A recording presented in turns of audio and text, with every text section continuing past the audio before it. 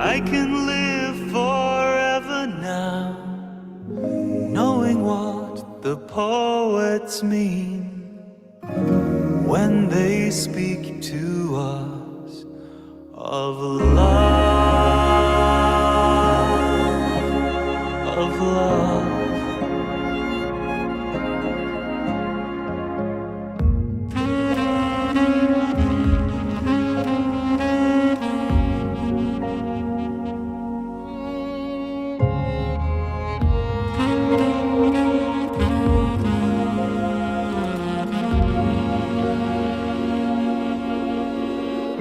And the stars, they rise once the sun don't shine. They will light the way for our lullaby. And the stars, they rise once the sun don't shine. They will light the way for our lullaby, lullaby.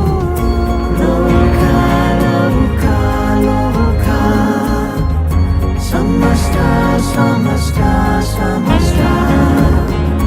Sukino, sukino, sukino. Love unto.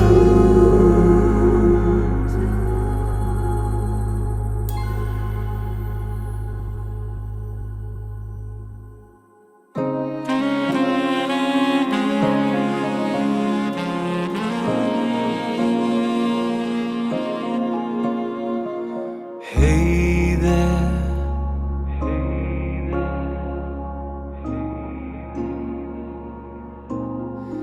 we are stars, we are stars,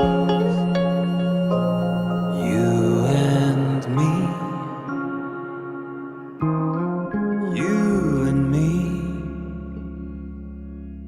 Loka, loka, loka. Summer star, summer star, summer star. Sukino, sukino, sukino. Love unto.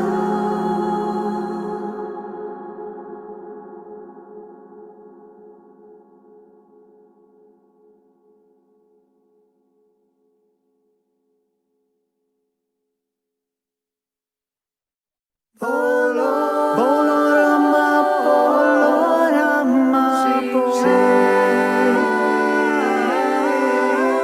bolo, bolo rama, bolo rama, bolo. Holy bolo, wrap around me. Open all my walls and let light surround me. Bolo rama, bolo rama, bolo. I'm here, love, new beginning. You are patient, you are kind to your calling. Keep on sending me the signs I'm receiving. Something lost has now been found. Light of my day. Sing, oh Lord. Sing, oh Lord.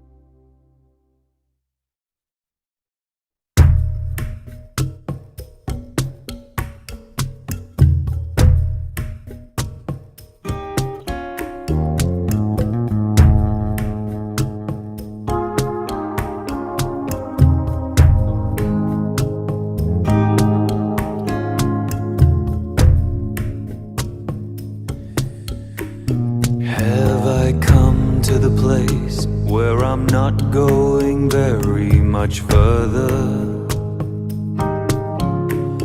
Yeah, I'll live as I age, but the race is over now. There's a voice in my head telling me I need to be stronger, that I must leave all my darker ways behind. Now I can leave all my darker days behind.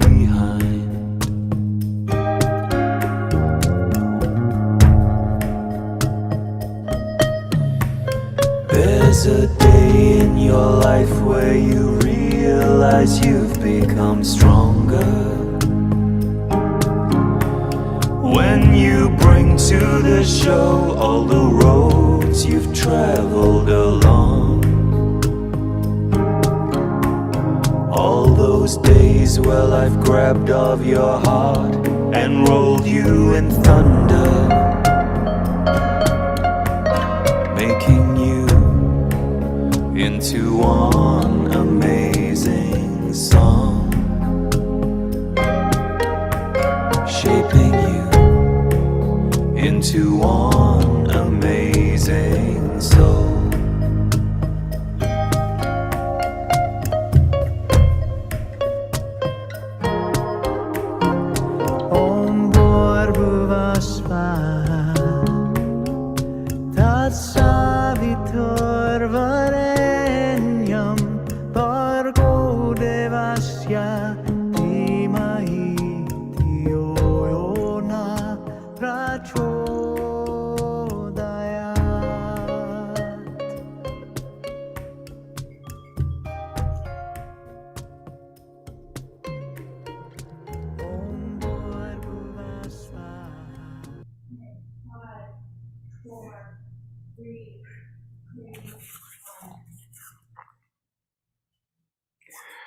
Hello everybody, welcome to the power of channeling, and thank you so much for choosing to be here.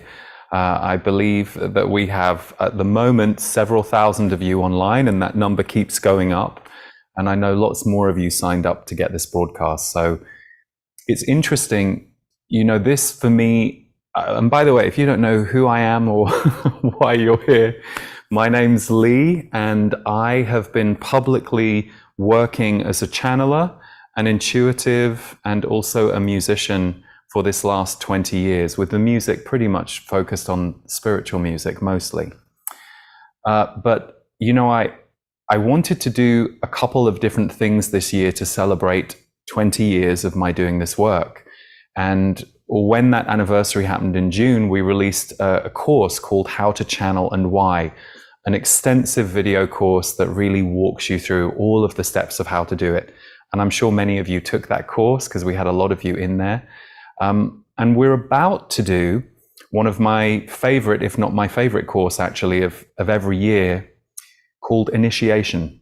And that is a channeled mystery school, and this will be its 4th year. So we, every single week, hear from my guides, the Z's, and I never really know what each year's themes are going to be. But I've noticed that initiation always sets up the themes of the following year. So it's often the first time I and anyone tuning in for the initiation broadcasts will hear or learn about certain things that we as a collective are about to enter and about to go through. So in initiation, it's an online experience that goes across 22 days with 8 different broadcasts or deliveries to you. And it's a real transformational journey. But because of that, and in honor of that, I wanted to do this free broadcast for any of you who are vaguely interested in the power of channeling. And I'm sure many of you will already have your own relationship to channeling, or maybe you've been around me and my work for a long time, as well as I'm sure other channelers out there. So a very quick explanation of me and how it happened for me. I was 23, I was very into self-growth work, and I heard the voice of my guides, and it was very clear And from that day on, they've never not been there for me. So I have my own personal relationship with my guides where I speak to them and write down what I hear from them.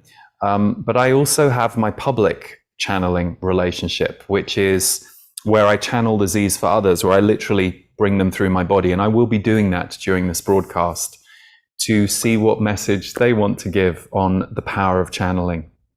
But the reason I wanted to give you all an insight into how it started for me is I think it encapsulates the beauty of a good channeling relationship. I was in my head on the London Underground, the tube, going to my work that day. And I was really stuck in some ideas I had about a relationship I was in at the time. And I was convinced this wasn't my fault, this was my partner's fault. And I literally heard this voice say something to me that I pretty much remember word for word, but it was along the lines of, "That's an interesting idea, but you're wrong." And I'd never heard that voice before. I'd heard all my own voices of self-doubt and self-judgment, which I was working through layer by layer in my early 20s, stuff that I had absorbed over the years that I needed to shed. But this voice was something else. This voice was relentless in its clarity, which my own thoughts weren't. And it was also, there was a power to it, and I had a trust of it. So I asked, "What do you mean?" And then they gave me the answer as to why it was my problem, my issue. And I didn't in any way feel judged. They were not coming down hard on me. They weren't berating me. They were simply, as a good, loving, honest friend might be, pointing out to me something that was far bigger than I was seeing from my human vantage point and in my human stuff. So that's really, to me, encapsulates what the power of channeling has been for my life. Of course, I've ended up doing this for work, which is not anything I ever thought would be a job. And certainly back then, it was not as accepted or as popular as it has become these days. And I think it's just one of many tools. And my philosophy is we need many tools. Unless you are someone who is following a guru or a very strict religion or a very strict spiritual path that wants you to only follow what they say or what it says. I'm someone who has benefited from many different modalities over the years for healing, for self-growth, for connection. And channeling has, of course, for me, been one of the biggest, if not probably the biggest influence. But I always say channeling is best used as part of a balanced diet. So you might still need your yoga, your breath work, your meditation, your therapy, whatever it is that you're doing. I'm a big believer in kind of looking at the whole thing holistically.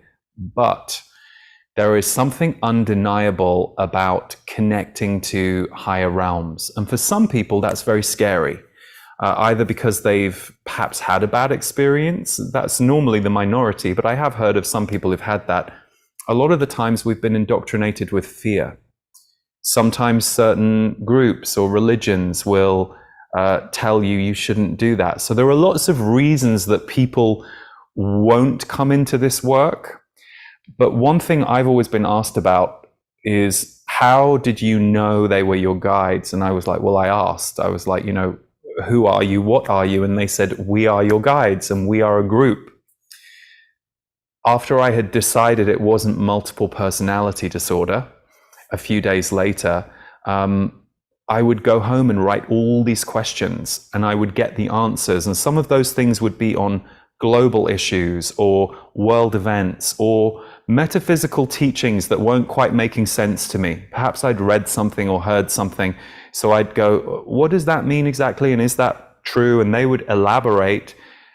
And always the effect for me, and I've demonstrated this over the years, the effect for me was never just mental. My mind might get the answer that I need. My mind might go, oh, that makes sense. But what I noticed in my body and my energy field was this opening effect that would start to happen, and it would feel good, it would feel spacious, and it would connect me to a wider sense of everything. I would feel more in my heart. I would feel more compassion. I would feel less ego restriction or be less characterized by some of my human wounds that might be acting out. So, I'm sure you know this, but, let's say someone triggers an old wound. You always were told off for, let's say, not being clever when you were younger, and it's like a wound you're still carrying with you. You haven't let go of that and realized, were they even right? Maybe I did a couple of things wrong in their perspective, and people came down hard on me, and then I carried this wound of, I'm not clever. So the minute someone in my life accuses me of not being clever, I get triggered and I get defensive and I defend the wound. They would help me move through those wounds. They would help me recognize when something was coming from a small, constricted place, and they would help me open out. So that day I first met them on the tube, when I was convinced I was right, and I was also those were tough years for me, because I was still coming out of a long period of necessary healing from my childhood and trying to uncover myself, and allow myself to be the sensitive and intuitive person that I actually was, but that my life had never really given me permission to be, or education on how to be. So they became my teachers. So for me, the power of channeling has always been those things. I went from feeling kind of down on myself and hard on myself to getting this information from them about why I was in the wrong and why I was seeing it the wrong way. And suddenly I would hear the information, and everything in me just started to open and relax and go, I feel connected. So that is what the power of channeling has been for me. And everyone has the potential to channel. It doesn't mean everyone will. It doesn't mean everyone should. But the fact that you're even on this broadcast means that you're either interested or already someone who's seasoned to this and you were just curious, or you're trying to understand it for yourself. So as with anything in life, I'm going to do the best of my ability to give you the things that have come through me to give you. And that might give you a huge amount of insight. It might give you a little bit of insight. It might not be what you need. We all have to keep finding the things and the people that work for us and that resonate with us. That's so important, because we live in a very multidimensional world, and we're all different, and we're all supposed to be. But I did decide, because, initiation is 8 broadcasts, and the Z's explained to me that they are a group of 88. The number 8 is a big deal for me. It always has been, because of them. So I decided, what are the 8 things I could share with you? So what we've done is I've popped these 8 kind of points. Some of them are as long as 5 or 6 lines. Some of them are as short as 2 or 3. And for those of you who would like this as a worksheet, we're preparing this as a worksheet for you now. And by the end of this broadcast, we'll make sure that those of you who signed up to see this have access to it. If you're watching this in the future, if you're not live on, is it October the 10th today? I think it's October the 10th. Don't quote me, it's the 9th, 10th or 11th, but I think it's the 10th. If you're live with us today, just give it a little time, and that worksheet will be sent to you. But if you're watching in the future, look in the video box underneath for a link to the worksheet. Okay, so point number 1. Channeling can give you an overview that we don't usually get. It helps you connect to the greater, wider you and your soul. So I was very fortunate a couple of months ago. I got to go to the Okavango Delta in Botswana and camp in the bush, in the wild there for a little over a week. And there was this really interesting thing that happened. Our group organizer said that we could no longer drive into the bush as planned because there were so many problems with the roads. We were going to have to take a tiny, I think 9-seater propeller plane or 10-seater propeller plane into the bush. And so a few people in our group were nervous about this, but what a gift, because going in that propeller plane meant that we got this aerial view of everything that we were about to be living in for a week that we would never have had from a Jeep. So it was this incredible gift of being above the land, looking down on the land and seeing the environment from a bird's eye view. And as I was in that propeller plane, I remember thinking, this is like channeling. That's what channeling does. It lifts you out of your emotions, your thoughts, the part of you that's in it and the part of you that's playing your role, your part in it. And it just gives you this wider view. And from that wider view, you can then choose how to see it differently. So it doesn't always mean by giving us the wider view that it's snap your fingers and all of a sudden everything's great. You know, you as a human then have to work with that, much like when you're going through your healing or your personal growth in any area. It's not usually you go through that seamlessly without some kicking and screaming or release along the way. But more often than not, the gift of channeling is not, I found, traumatic. It's actually quite liberating, and quite quickly we suddenly get this overview. So it can be very helpful. Number 2, it can bring many different experiences to different people, like guidance, a sense of comfort, connection to the psychic realms. That one's really important because we are connected to those realms anyway. More on that in a minute. Sometimes a healing effect. People can literally feel vibrationally healed and opened through channeling, even in ways that they can't always understand mentally or be able to articulate. There is a vibrational shift that happens when you're either experiencing your own channeling or the channeling of another that you resonate with. Education about how energy works. You know, having worked with my guides for so long and been a student of them as well as a teacher through them, it really does start to help you see how everything's connected in a way that we weren't taught in school, in a way that unless you were raised in a more spiritual culture or place or group of people or parents, most of us didn't get that education. And yet it's so a part of our reality every day. It's just we're not necessarily focused that way. And also release from mental concepts. Like I said, my mental concept was, I'm sure this isn't my problem, this is my partner's problem. And no, that was my mental concept. And once it was explained to me what the difference was, I was like, oh, got it. And it did make everything better. So, number 3, it offers personal growth beyond the smaller, conditioned human self because it reveals information and transmits an energy not experienced by our traditional viewpoints or ways of seeing things. So the beauty of channeling, so again, I'll go back to my life as an example.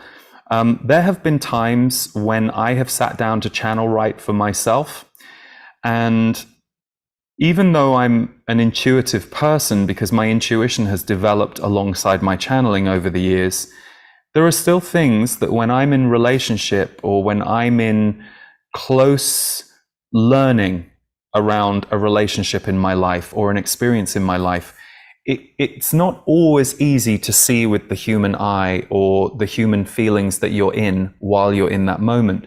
So there have been times when I've had a feeling about someone near to me and I'm like, there's something going on and I can't quite put my finger on it.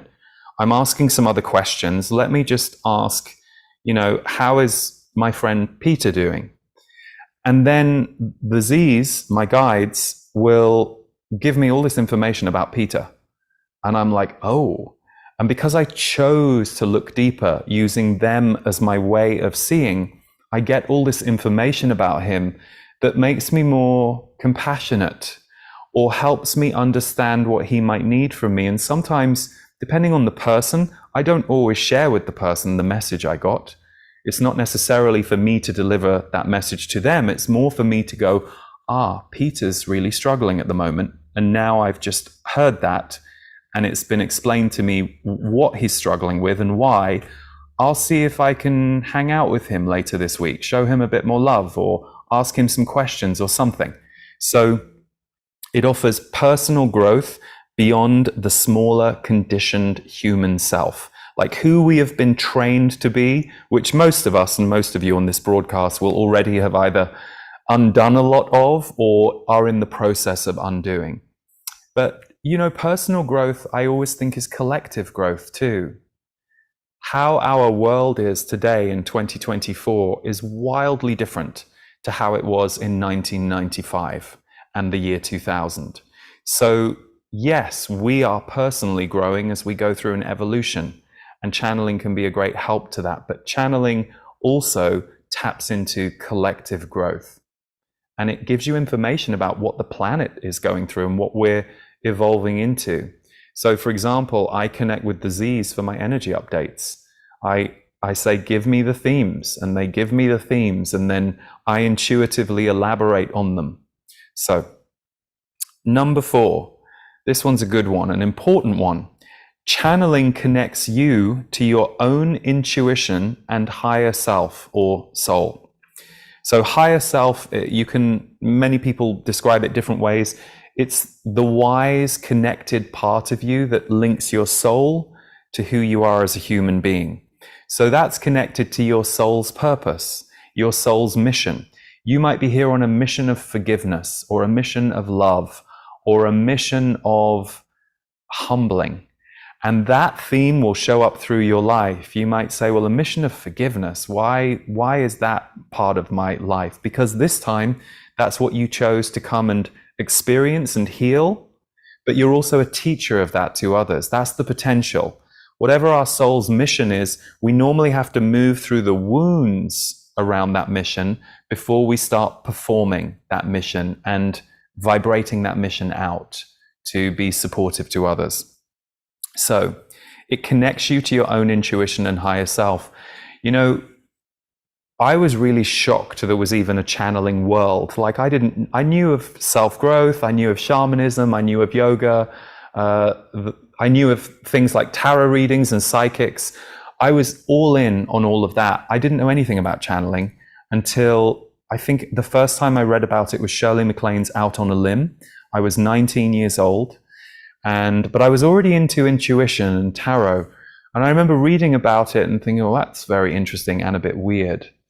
But what I noticed when I came into the channeling world, because I was brought into it by a few different groups as a speaker who found me online and saw what I was doing, I was struck by how many people used channeling, and this was part of their path. But what I noticed over the years is channeling has the ability to connect you to your intuition. So let's say there are 3 channelers that you like listening to. They're the ones you resonate with. Every time you listen to them, you are going into an intuitive field.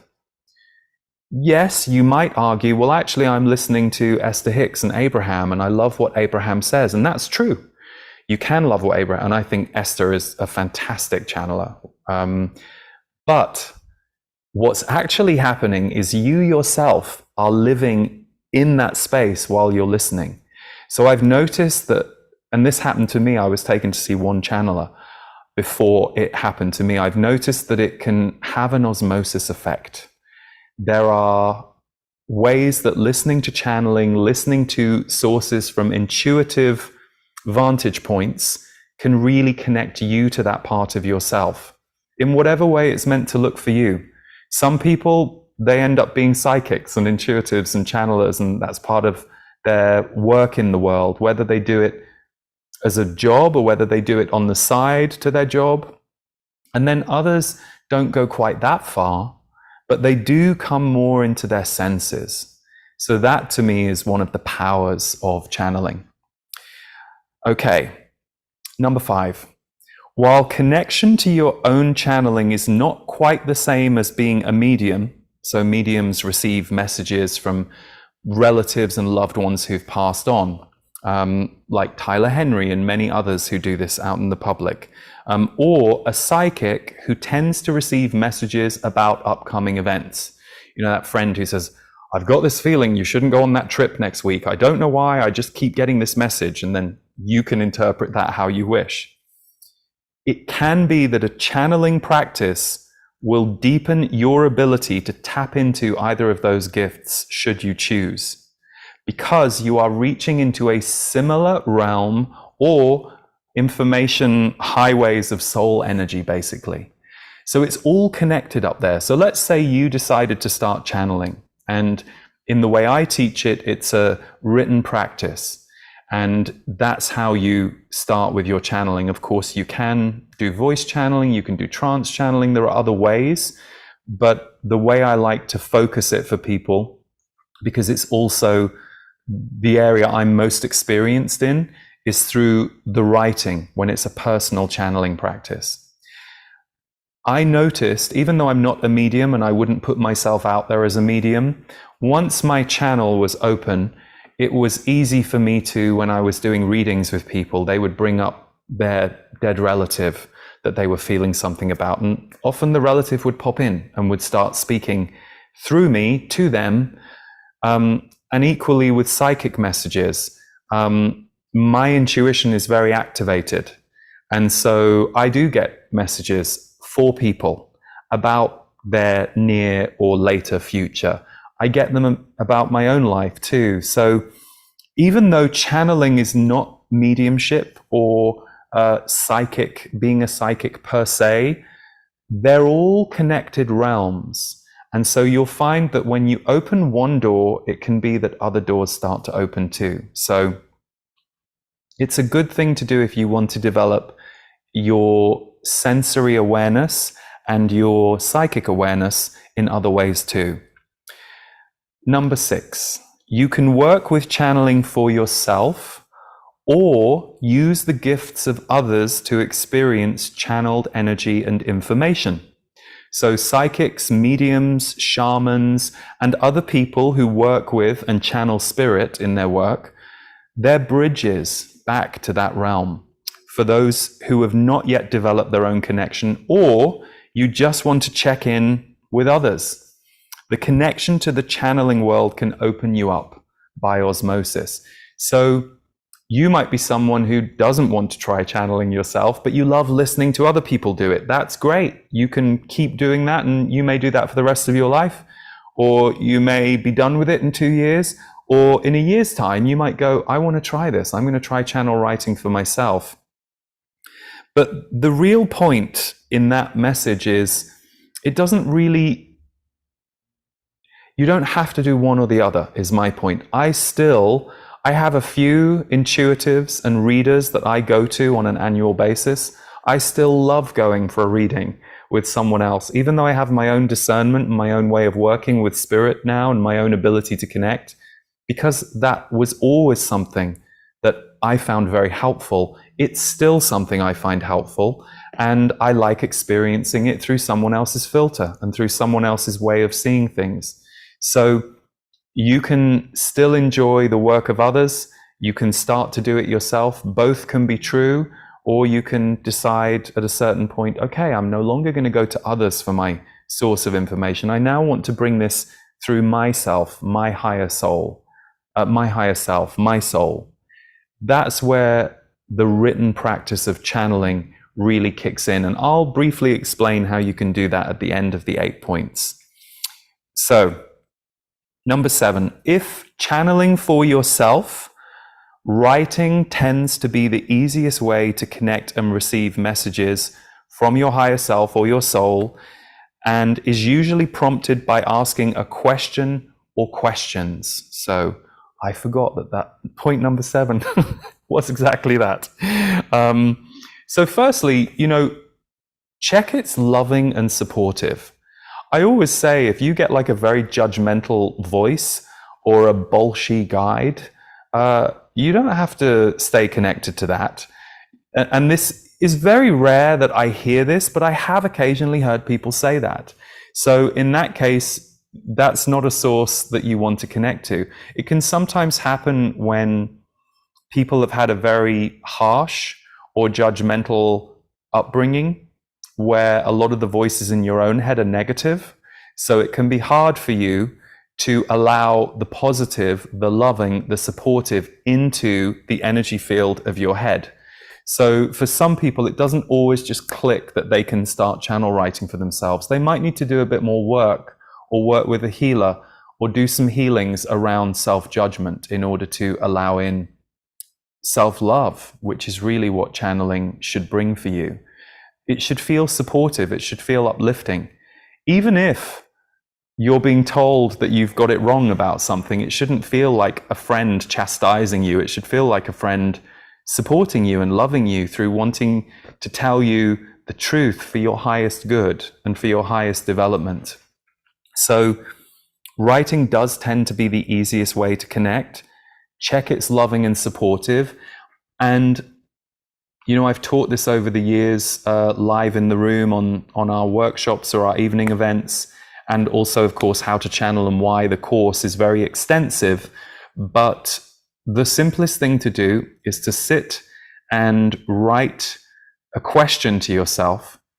And I often say, if you don't have a question, or you're not sure what a question might be, you can say, what does my soul want to tell me today? Or, soul, what do you want to tell me today? Or if you don't like the word soul, guides, higher self, make it true for you. But all you're doing is inviting some information. So for example, you know, on an average week, maybe I channel 1 or 2 times. There are some weeks where I might channel 3 or 4 for myself, and then there might be 2 weeks go by where I don't do anything. So there are no rules for me, but even when I'm going to my channel, my guides with a question, I often ask this question first. How am I doing? Question mark. How am I doing? And I put the date at the top. I usually do this on my notes app on my iPhone, just because it's usually with me, or in the building I'm in at least. And then a week or 2 later, I like to look back at it and see what came true from that message. And it's usually uncanny. You know, I will say, how am I doing? Because I want to give them the chance to give me unsolicited answers. It's a little bit like initiation that we're about to do. I just hand myself over to them. There's no theme. The theme will be in all the participants. My job will be to be a radio for the Z's, and also then to help the participants that will come and be part of initiation calibrate to what's going on. So how am I doing is a great opening question, because they will say things to you that you'll go, interesting. And then equally, you know, you might say, why was my brother-in-law such a monster at dinner? And they'll tell you, and you'll go, yeah, I thought so. I thought he needed some therapy and some healing. So, you know, that can be helpful too. But how am I doing is always a great way to start. And a lot of people, there are many things you can do to get yourself in the energy of channeling.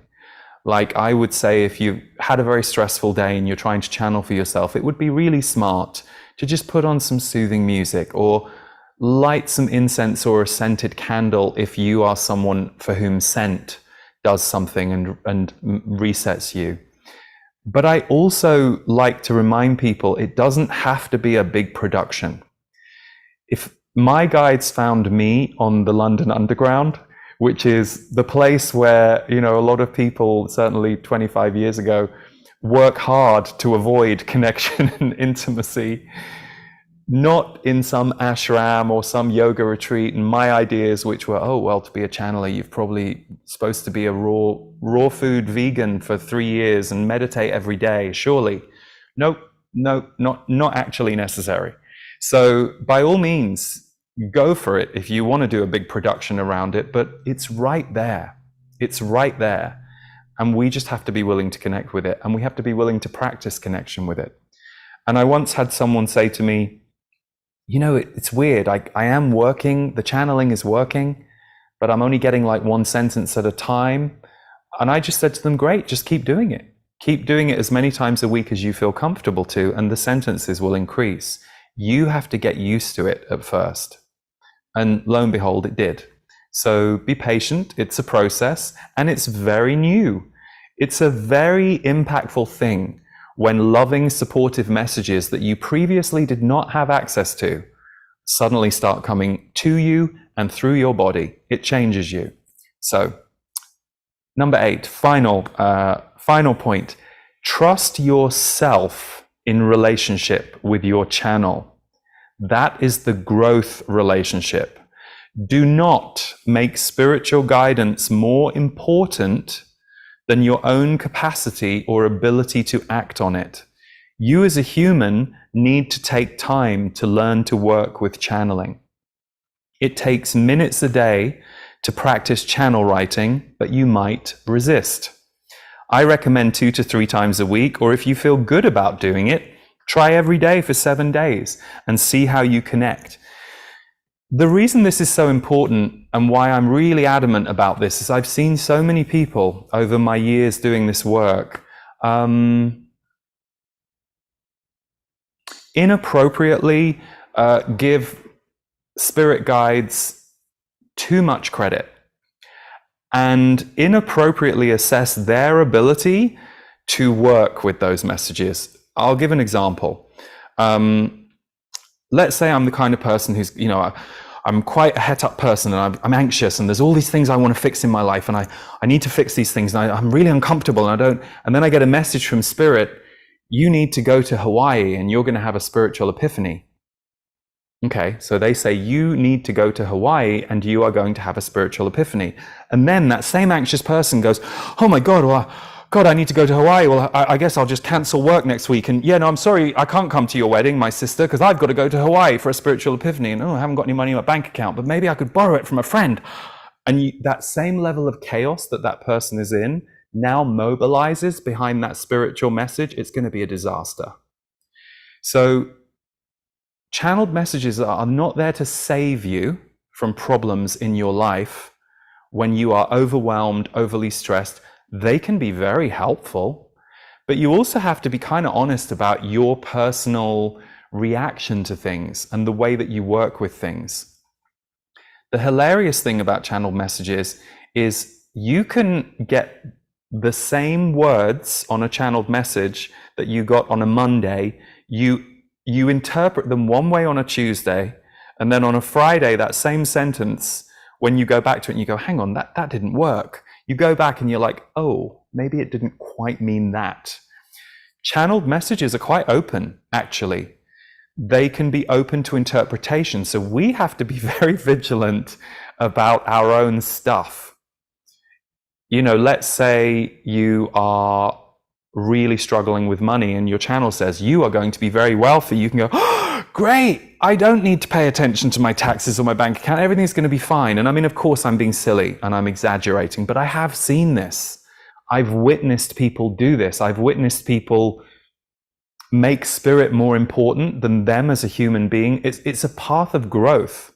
And the true power of channeling comes when you as a human are recognizing this is a teaching tool and a teacher in my life that I will work with as and when I'm able to.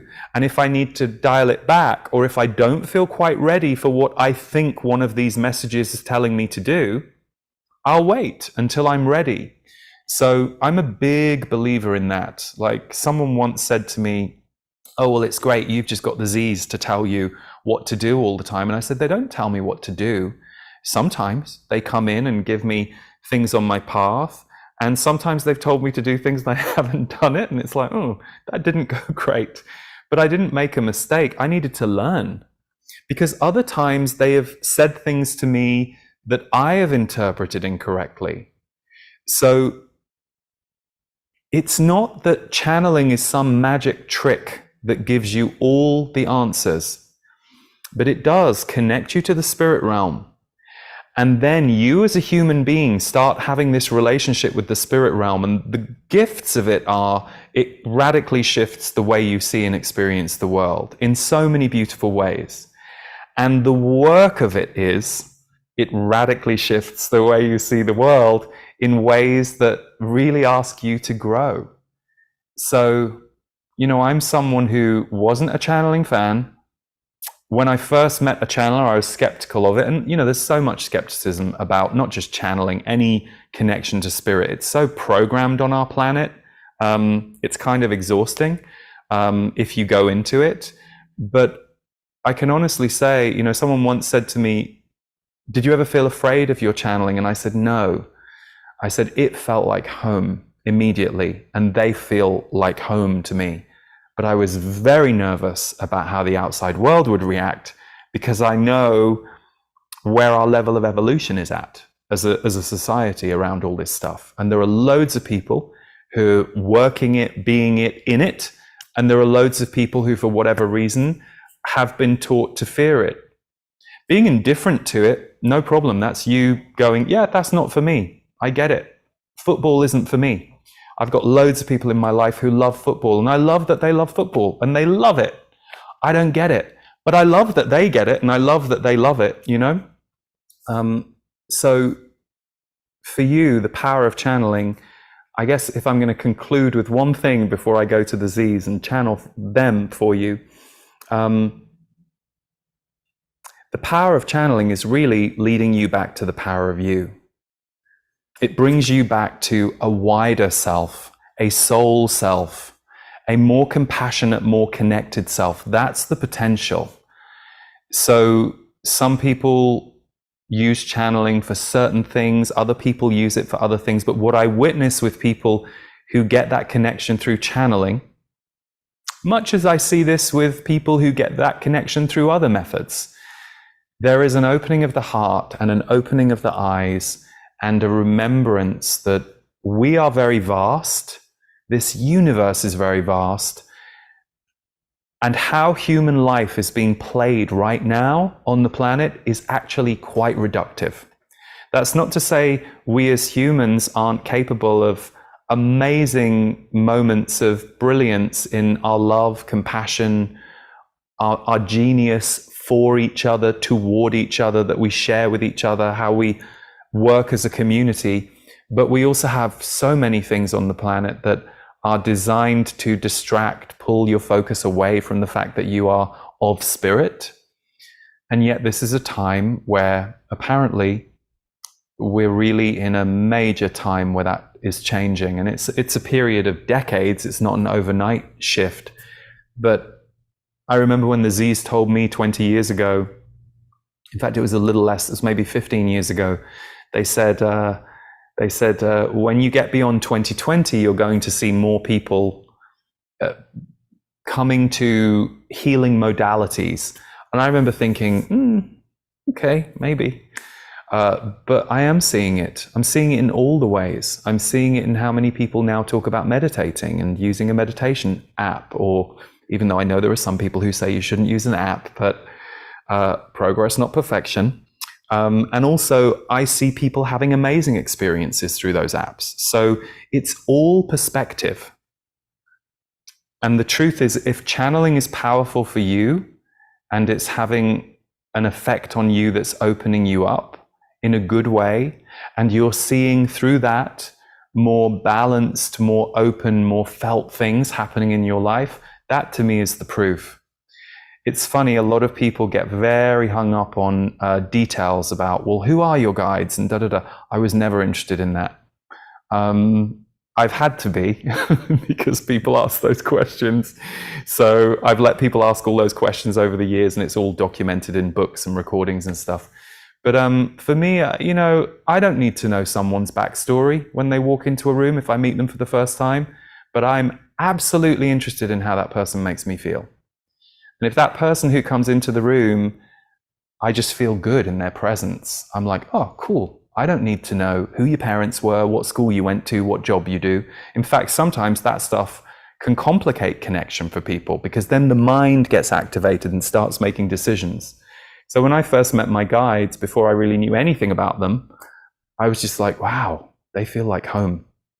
So, okay, I'm going to close today with a channeled message from my guides. I'm just going to have some electrolytes, because channeling uses a lot of electrical energy. It can make me very hot. We are also in California, and we always turn the air conditioning off for a broadcast. So the room is hotter, but my body gets hot when I channel. So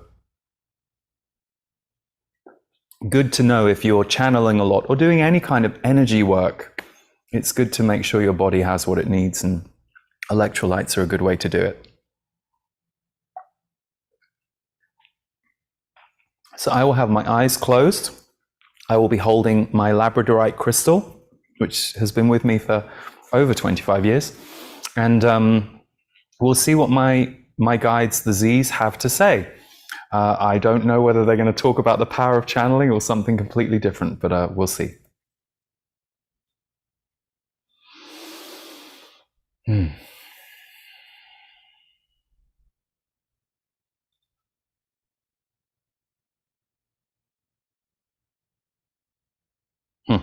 Good. Ha. Yes, the power of channeling is not about channeling at all. It's about the power of you, who you are. You are a magnificent soul, and we say that not to stroke your ego or use the word magnificent the way a human might use it as a compliment.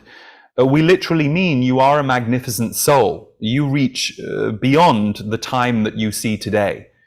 You not only go backwards in time as you would experience it as linear time, you also go very far forwards, meaning you as a soul have far more available to you than you as a human. Your soul, or some of you experience your higher self as a way to connect or bridge to your soul, contains all the records of who you came here to be and why, what your mission is for this life, and what missions past and potential future might be.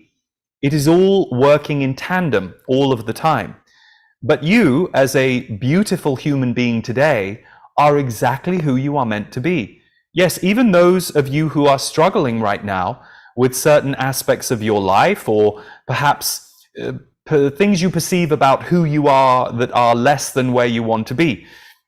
Perhaps you are struggling to let go of an addiction right now, and you are giving yourself a hard time. There will be a lesson in that addiction. When you are able to let go of that addiction and connect more to who you are, yourself, who your essence is, you will look back and understand why you were choosing to disconnect through addiction.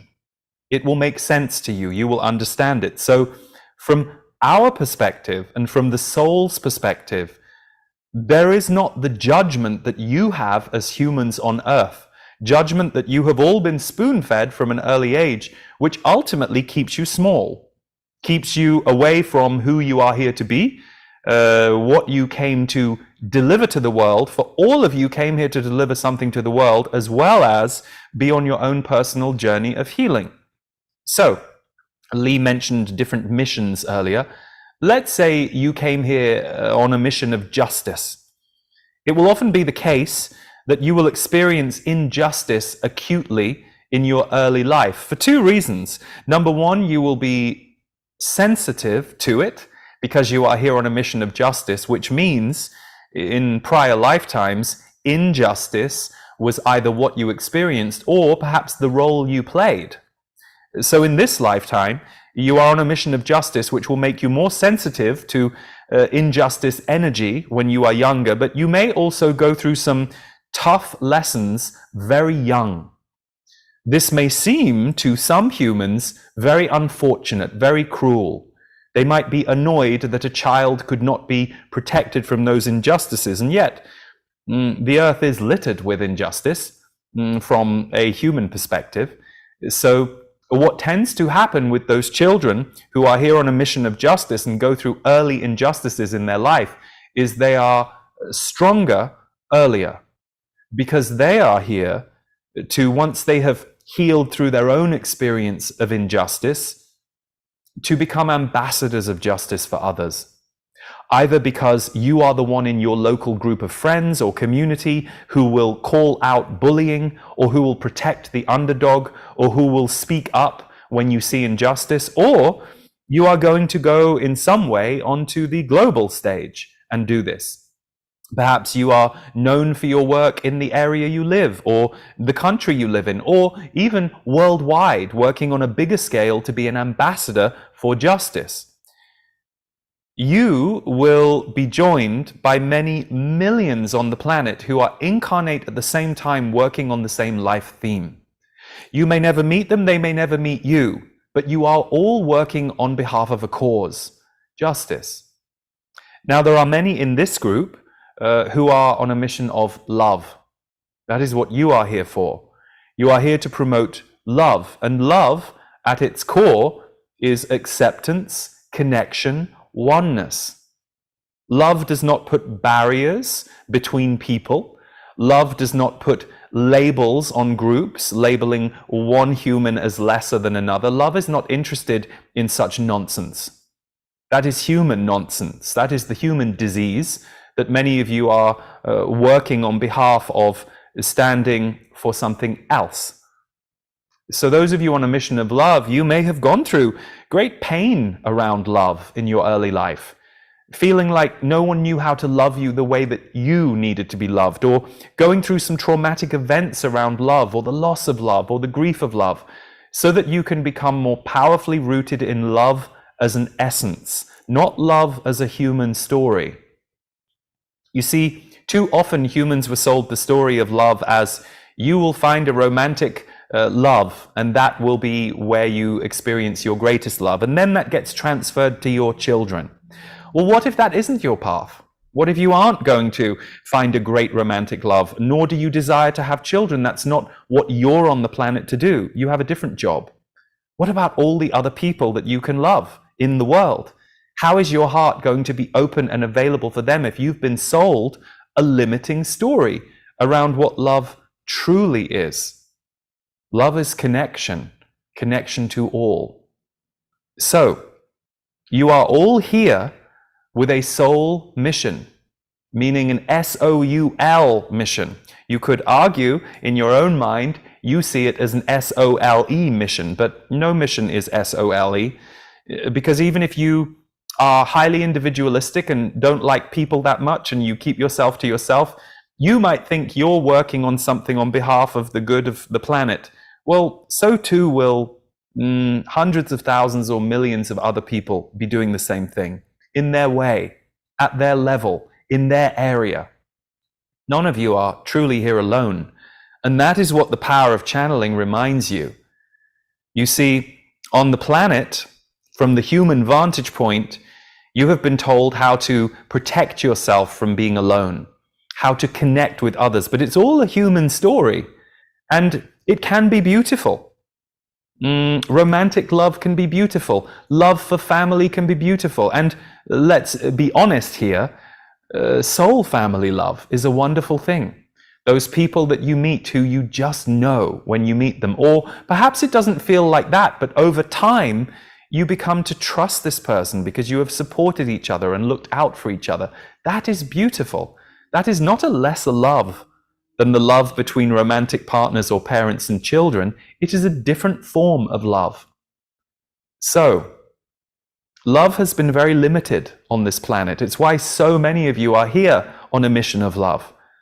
There are millions and millions and millions and millions of you working on behalf of love. And it's an important mission. So, the power of channeling, well, this is amusing because, of course, many of you who are already here, you mostly, at least 92% of you, are already convinced of what the power of channeling is. You didn't need an explanation. There's a small number of you here who are curious, mildly curious. There's a small amount of you here who might want to just throw stones and have something to play your wound at, blaming, pointing fingers, judging. That's a wound in operation, if that's you. It's very painful. We feel for you because we know that is a hard place to be. When you only want to accuse the rest of the world of something rather than find your own greatness, it's a very lonely, dark place to be. And there must be compassion for those people who are playing that out. It doesn't mean if you are in harm's way with one of those people that you should just stand there and take it. No, remove yourself from harm if they are behaving in harmful ways. But there are many people who are lost on the planet who are regurgitating judgment, unkindness that they have experienced. Again, this is why the mission of love people are so important. So,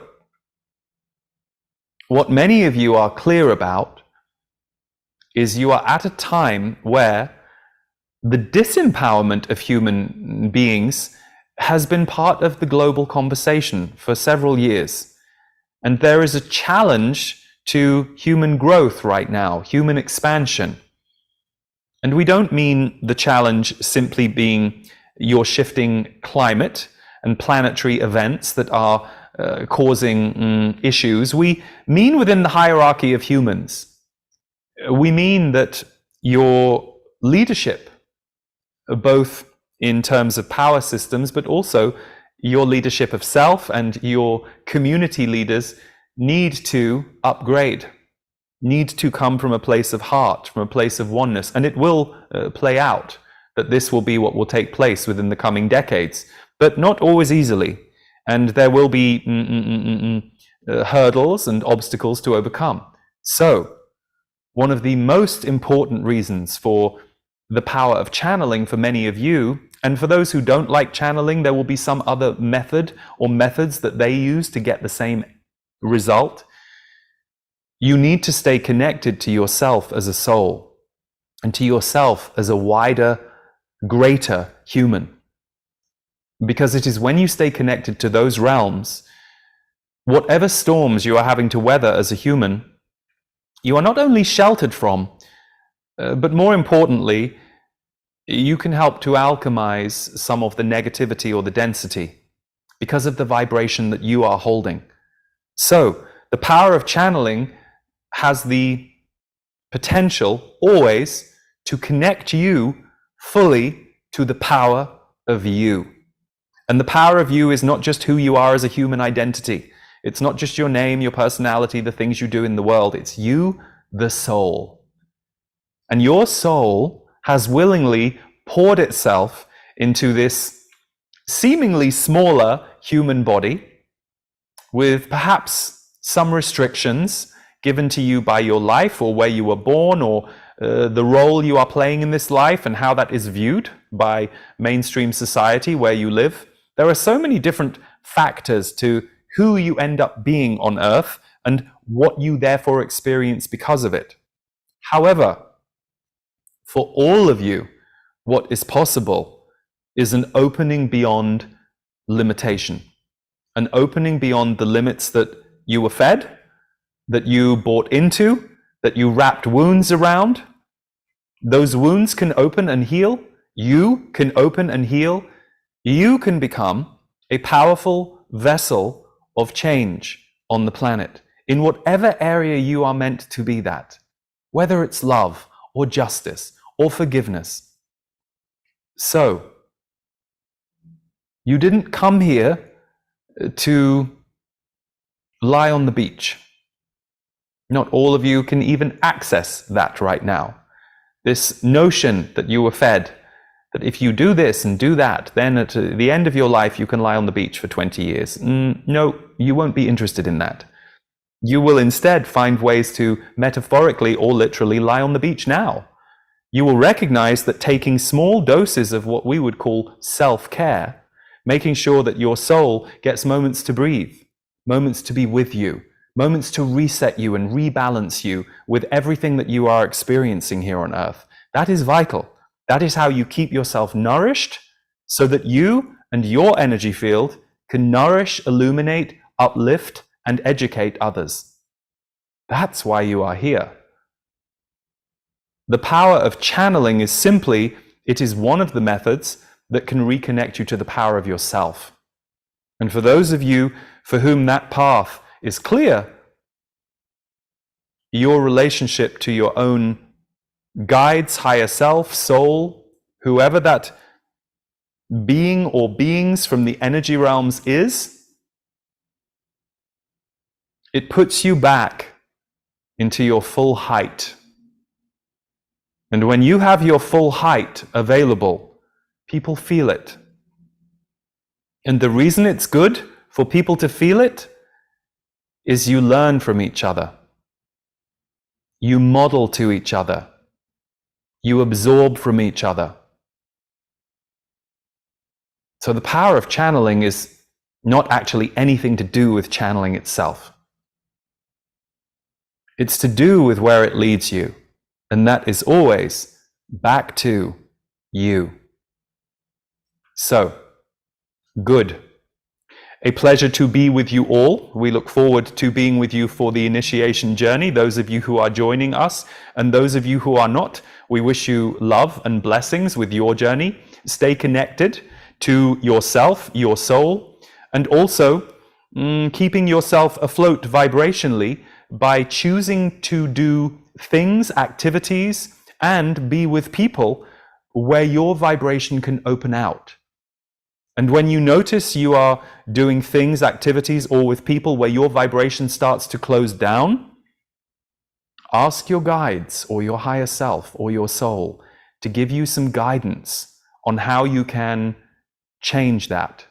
Sit down.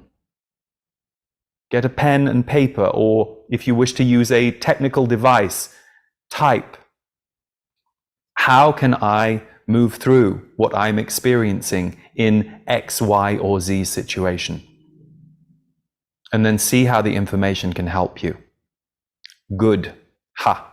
In peace, in love, and in power to all.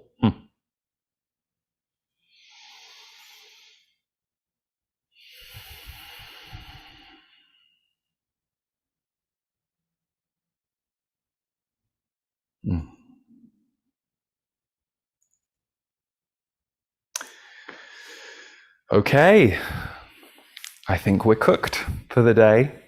Thank you so much for being here today. I hope you got something out of it. I hope you remember that you're here on a mission. We all are. We all have our mission. And if you are joining us for initiation, we can't wait to get started. And if you are considering joining initiation, we will make sure there is a link available under this video when the replay is available, so that you can take a look at all the details. And we'd love to see you there. It's an online experience, so you can do it from the comfort of your own home. Everything that happens in Rebirth is archived. So if you can't make a live broadcast, you will have the video replay, and we give you lifetime access. I had an email from someone the other day who took the very first initiation, which was in 2021, and they said, I've just been rewatching every year and getting more from it. So you'll have forever access to the material, because it's, you know, it can be quite a bit to digest. That's why we space it out once a week. And I'll be there every weekend to do what I call a calibration video. So that's more me as an energy intuitive, working with you on what came up in the channel and what might be showing up for you, and how you might navigate it and what you might want to reflect on. So it's a great time of year to take a journey like this. So we hope to see you all in there. And for those of you who would like to be live with me and my channeling, we're doing a special weekend event in December in Los Angeles, 2 days, December 7th and 8th. And we will be bringing our Big Love Tour, myself and musician Devor Bozique, to Europe in January. We will be in London, Dublin, Amsterdam, Berlin, and Stockholm between January 3rd and January 12th. So check that out at my website, leeharrisenergy.com. We'd love to see you in the room with us if you can be there. And for those of you joining us for initiation, I will see you very soon. Lots of love, everyone.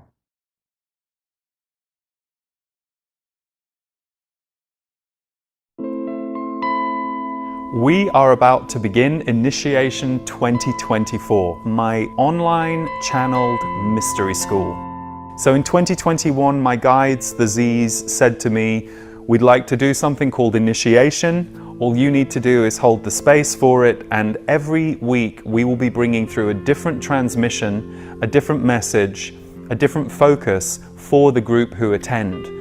So every Wednesday, I'll be channeling my guides, the Z's, live for those of you who can be there live, and on the replay for those of you who can't, bringing through a very specific message and transmission for this group.